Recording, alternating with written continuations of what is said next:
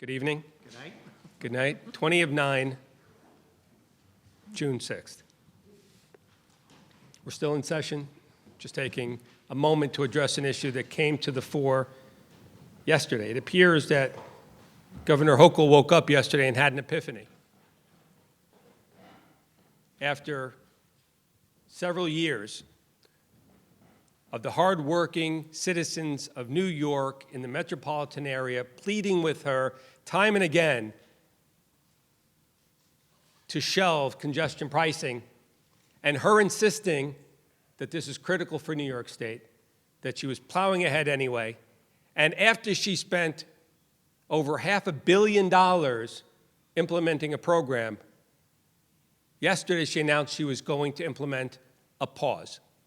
Now let's understand what that means. A pause means that you can also press play at any time. So we're here, one, to acknowledge that after years of pressing her to repeal congestion pricing, and we have bills that we've introduced to do just that, she finally understood what we've been saying all along. She finally listened to the people of the state of New York. She finally listened to the taxpayers of our state, and she decided to press pause. It's not enough. She needs to repeal the program altogether. She needs to tear down the equipment that she has installed to ensure that a week after this next election, she doesn't just choose to press play and put us all back in the same place, because I'm a bit cynical. I've been around a little bit. I've seen some things over the years.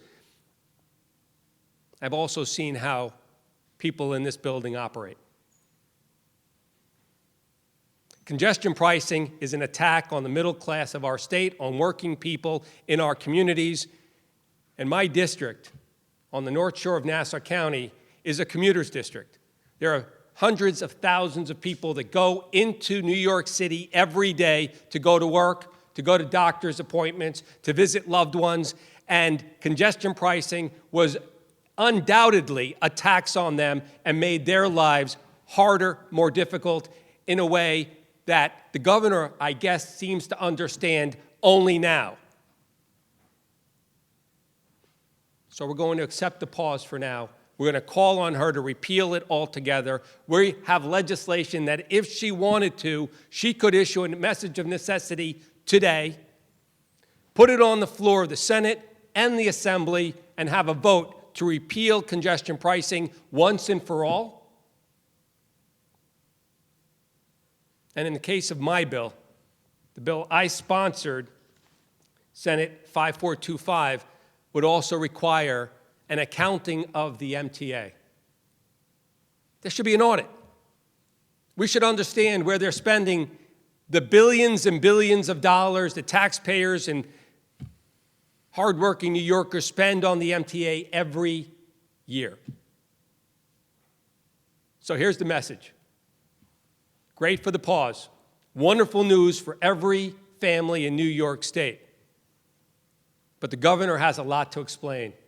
And the taxpayers of this state and the Democrat majorities of the Senate and the Assembly who voted for this, every one of them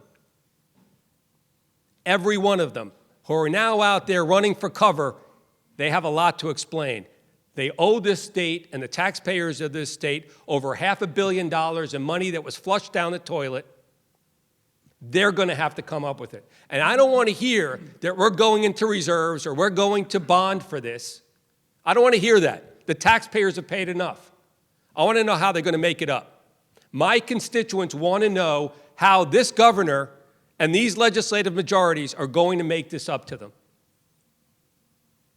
I'm happy to be joined here with colleagues who have joined in this fight from the very beginning, who voted against congestion pricing and have, since arriving in Albany, fought against this plan from the beginning, representing districts in and around New York City.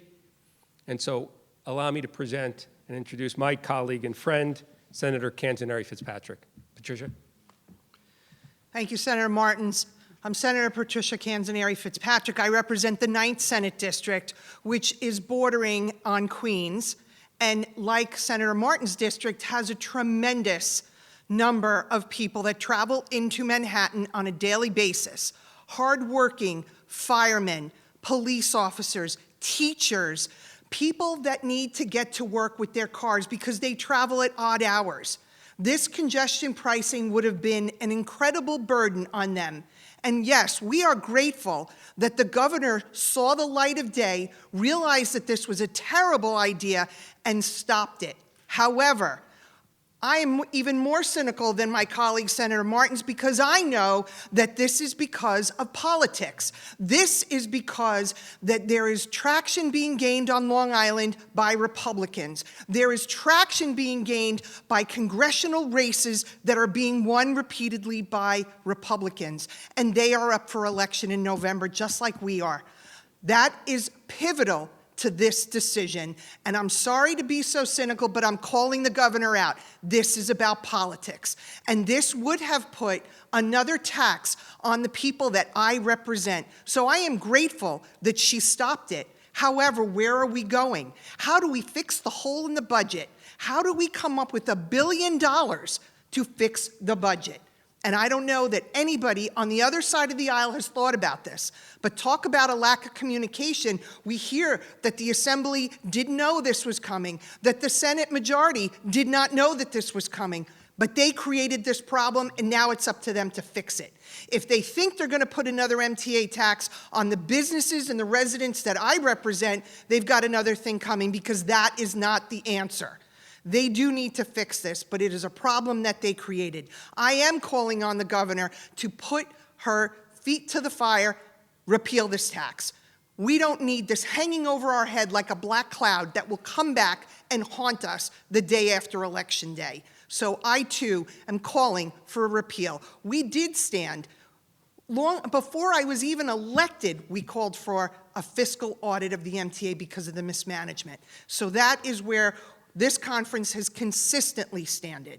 And I am proud to be standing with colleagues that have advocated for this for many months. I'd like to call on, I guess, is it Senator Rhodes or Senator Rollison is our next speaker. Thank you. Thank you. Thank you, Senator. And, you know, I wasn't even here when this scheme was put together by a one-party rule. I was mayor of the city of Poughkeepsie, and I had friends that they drive into the city on a regular basis. They're like, how's that going to work? Who's going to pay for this? This sounds like a tax, Rob. Well, it's exactly what it is. And it is a scheme. And now the taxpayers and the residents of New York are seeing in full display how things work up here in Albany. The governor comes out, says, we're going to delay this thing. And then we hear today, various news outlets, that she's talked to business leaders to say, well, it's coming back. So what is it? Is it a delay of a month, 6 months, a year, or is it till after Election Day? And I, too, like my colleagues, are very cynical of many things that happen here in Albany, and this is just another prime example which gives the taxpayers and the voters of the state should have pause to say, what is going on?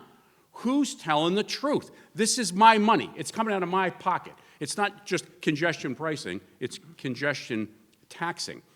And in the 39th district where I represent, which is 3 counties, a little bit of Putnam, half of Dutchess, and part of Orange, there are lots of folks that drive into the city, especially in Orange County, because you can't get from Orange County to Manhattan on one train. There's no one-seat train. They have to drive.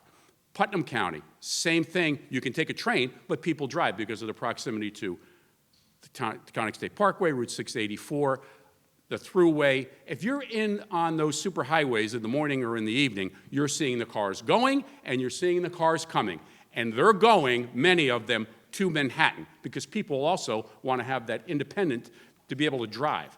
And so, you know, what really just concerns me, you know, most about this is here we are tonight, you know, we're ending up session, and now we're hearing all these things about they're going to have to appropriate money. We don't know. It just is another reason that people have lost faith in Albany and in our political leaders, because one-party rule It doesn't work. We see that.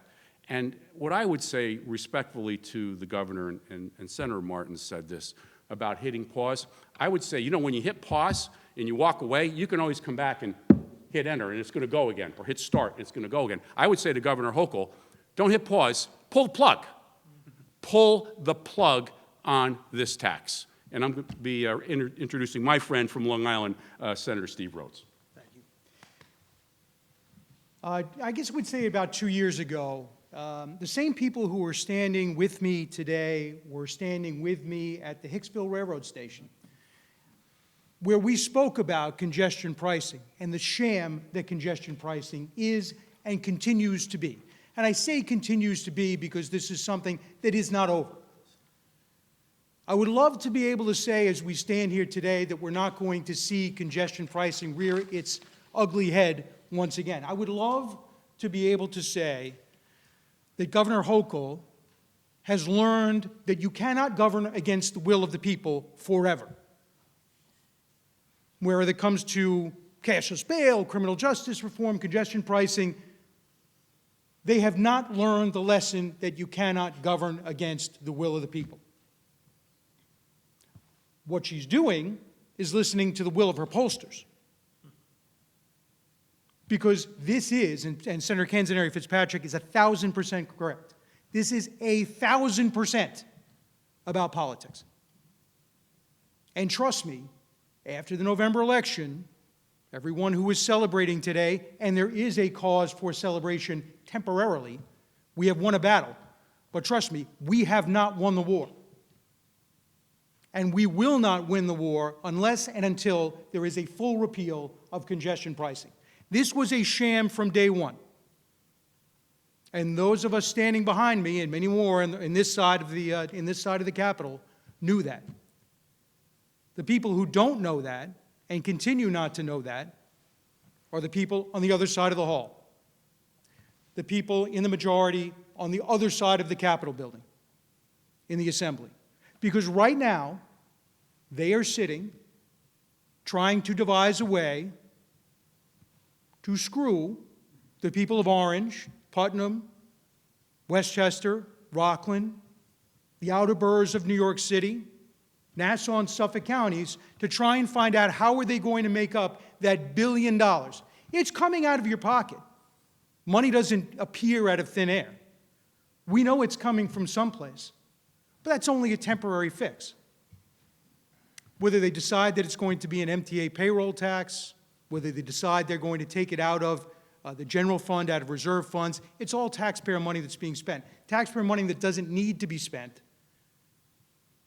because the MTA is a black hole that we continue to throw money into. I've said many times on the floor and in press conferences, the MTA stands for money thrown away. And that's exactly what it is and exactly what it's always been. And we continue to feed the beast.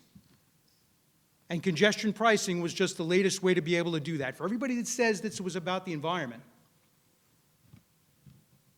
well, how come the environment doesn't matter now? For everybody that said that this was about trying to encourage people to use mass transit, well, why did the MTA raise tolls? Why did the MTA turn around and raise bus fare, subway fare, raise the Long Island Railroad price to be able to use mass transit to get into the city of New York? This was always about money. It was always about revenue, and it continues to be about revenue. And that problem, even though this temporarily has stopped, isn't going away. And however they decide that they're going to fill the hole is going to come from you. It's going to come from the taxpayers. It's going to come from the residents. The only way to stop this from happening is a full repeal. And for those who on the other side of the aisle are saying now how grateful they are and happy they are that congestion pricing is temporarily on pause, the very same ones who voted for this, by the way, they had an opportunity to repeal it tonight. Senator Weber brought up an amendment on the floor to a bill that came up, his version of S 8149, which would be a full repeal of congestion pricing. And every single Democrat in the Senate, every one of them, including the ones that are celebrating that it's on pause, every single one of them voted against it. Every single one. So trust me, this is about politics. And I will tell you that the governor and the Democrats have learned nothing. And while we can all be happy that congestion pricing is on pause, it's coming back. And that's why we need to put pressure on the governor. We need to put pressure on the majorities in the state Senate and state assembly, not tomorrow, not next week, not next month, now. Put pressure on them now to do a full repeal, because that is the only thing that will save the taxpayers of the state of New York, the hardworking taxpayers, the hardworking businesses, and the residents who will be paying out of pocket for this absurdity. So I want to turn this back over to Jack Martins for some closing comments, and then I think we'll take some questions. Before we get there, I want to take the opportunity to recognize my colleague, Senator Weber, who introduced the hostile amendment on the floor today. Certainly, as a senator representing the Hudson Valley, where people drive into the city every day and would be as impacted as anyone on Long Island, in Nassau County, the outer boroughs, Suffolk County, and certainly in the Hudson Valley, Westchester, Dutchess, someone who has been at the tip of the spear fighting against congestion pricing since before he came to the state Senate, Senator Bill Weber. Thank you. You know, Rockland residents see this for what it is. It's an election year gimmick. As mentioned by my colleagues earlier, Governor sees the poll numbers. She goes to D.C., talks to Biden, talks to Hakeem Jeffries. They see the terrible numbers that their candidates are polling, not only in the Hudson Valley, but on Long Island. So what does she do? She hits the pause button on the congestion pricing. An unfair tax on all of the residents of this Hudson Valley, Long Island for sure, and throughout the boroughs of New York City. A tax that nobody wants. You know, in Rockland County, we consider the MTA the ATM, because Rockland residents have always been the ATM for the bad decisions of the MTA. This is another unfair tax on the residents. We're happy to see the pause, but we're not happy enough. We want a full repeal of this disastrous policy, this scheme, this bird brain scheme that was devised who knows where, and for what reason? The only reason was to continually pour money into the MTA, which the MTA commissioner during the hearings admitted Rockland residents have not gotten the great quality service that we deserve. He admitted it, and yet they made no commitments to take any of this new money to improve the line, to improve the rail system, to make more rail systems available. So this is a tax scheme. They're going to use other tax revenue sources to plug the gap here. So it's going to come out of our pocket in another way, in another form, in another fashion. We need to repeal this entirely and then figure out how we're going to increase and upgrade our rail lines, which need improvement throughout this region. I'm happy to have introduced the hostile amendment today. Again, I wasn't surprised that the same people that are now crying with crocodile tears are the same people that voted against this. They had an opportunity of a lifetime to say, you know what, we really are against congestion pricing, but you know what they did? They sat on their hands. We're the only ones who actually raised our hands to say, let's move this dialogue forward. What they did is they sat on their hands. They're allowing this to progress forward. So I want to thank all my colleagues here who I know have been championing, similar to I, championing against this MTA unfair tax for a number of years. We'll get it done. It's just going to take a little bit more time. Thank you.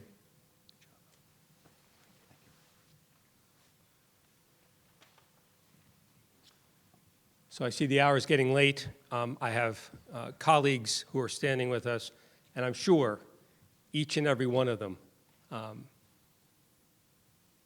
would echo everything that has been said to this point. But if we had to break it all down to one point, it's simple.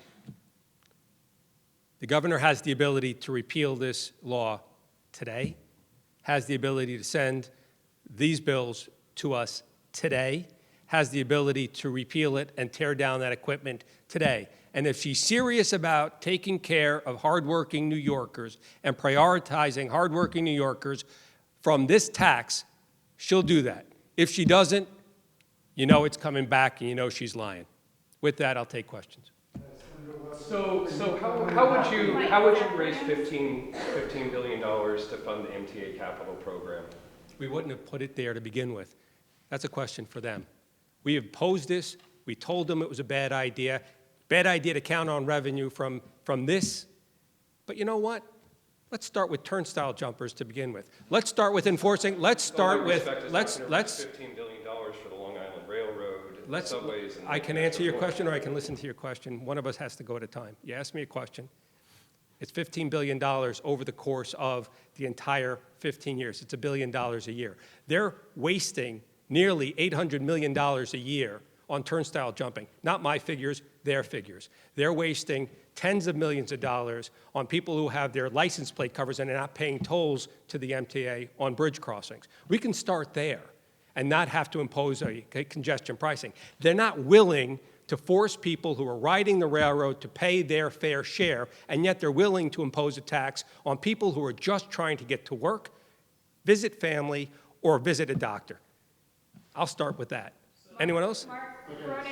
Senator Weber, could you step up to the mic? I wanted to ask you, how do you feel about the mobility tax and the payroll tax, whatever you want to call it? That would be a disaster. I think we've all gone through that. That's a scheme that they tried during the budget process that got shot down, rightfully so. Listen, like I said earlier, it's robbing Peter to rob Peter again. You know, they're taking money out of one pocket, they're saying they're putting it back in, then they take it out of another pocket.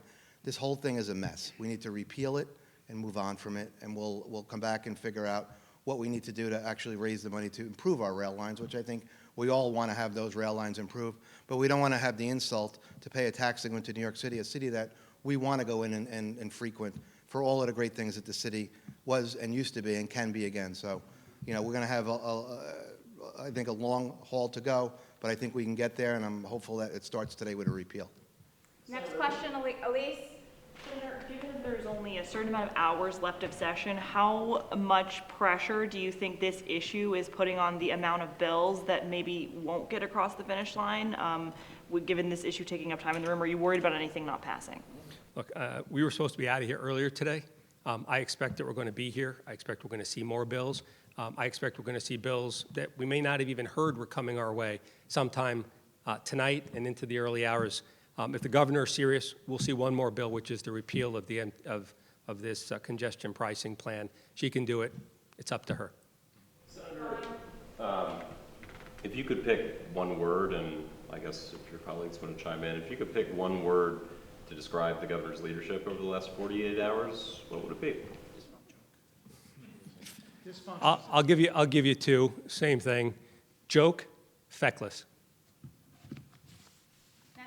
Jason, Politico. Could you talk a little bit about Hochul's availability to the press and the public? I mean, you're here giving a press conference. She hasn't, she made the announcement in a video. She hasn't done any sort of, conversations with the press, and I don't know what her public schedule is tomorrow. I think it speaks for itself. I really do. She's hiding. She understands that she's got a lot of explaining to do. I think you've heard from us.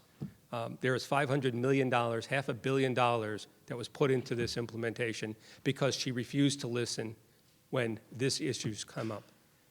This isn't a new thing. This didn't just come up.